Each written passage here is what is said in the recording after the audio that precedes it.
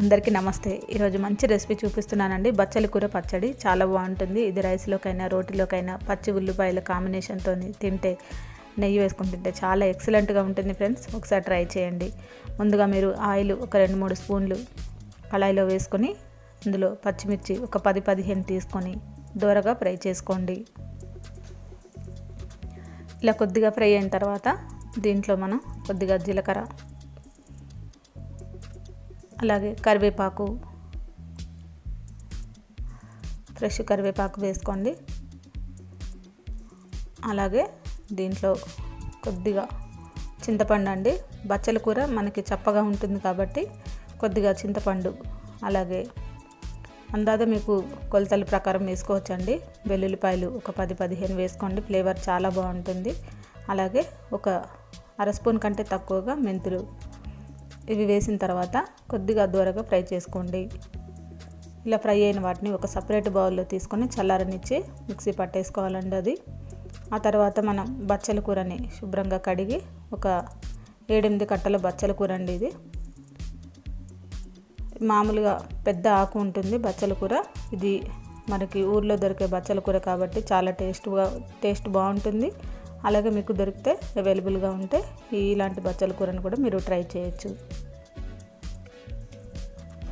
ఇప్పుడు కొద్దిగా ఆయిల్ వేసుకొని ఈ పచ్చి వాసన కంప్లీట్గా పోయేదాకా వేయించుకోవాలండి.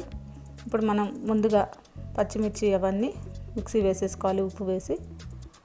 ఆ తర్వాత ఈలోపు మనం ఇలా ఆయిల్లో చక్కగా ఫ్రై చేసుకోవాలి. ఇవన్నీ ఇలా మిక్సీ పట్టుకోవాలన్నమాట. కచ్చా పచ్చాగా మిక్సీ పట్టుకోండి. పట్టిన తర్వాత దీంట్లో మీరు చల్లారనిచ్చి ఈ బచ్చల కూరను కూడా దీంట్లో వేసుకొని మిక్సీ వేసేసుకోవాలి. మరీ మెత్తగా గ్రైండ్ చేయకండి.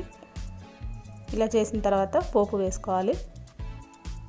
ఈ పోపులో మనం ఆయిల్ ఒక 2-3 స్పూన్లు వేసుకొని ఆవాలు, కొద్దిగా జీలకర్ర, అలాగే ఒక 4 ఎండుమిర్చి,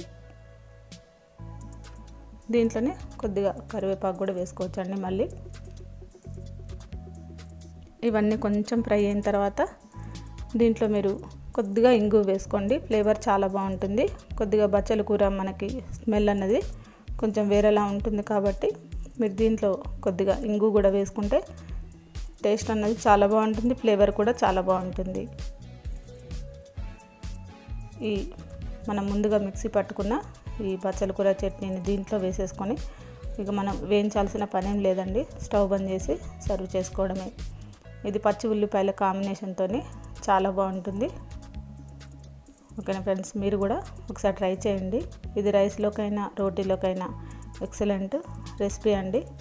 మనం మామూలుగా బచ్చల కూర పప్పు, అలాగే పులుసు కూర అలాగా తయారు చేసుకుంటాం కదా, ఈ విధంగా మీరు పచ్చడి కూడా ఒకసారి ట్రై చేయండి. చాలా బాగుంటుంది ఫ్రెండ్స్. ఇది రోటీలోకైనా రైస్లోకైనా వేడివేడి రైస్లోకి చాలా బాగుంటుంది. ఒకసారి ట్రై చేయండి. ఈ వీడియో కనుక మీ అందరికీ నచ్చినట్లయితే తప్పకుండా లైక్ చేయండి, షేర్ చేయండి, సబ్స్క్రైబ్ చేయండి. అందరికీ వెరీ థ్యాంక్ యూ అండి.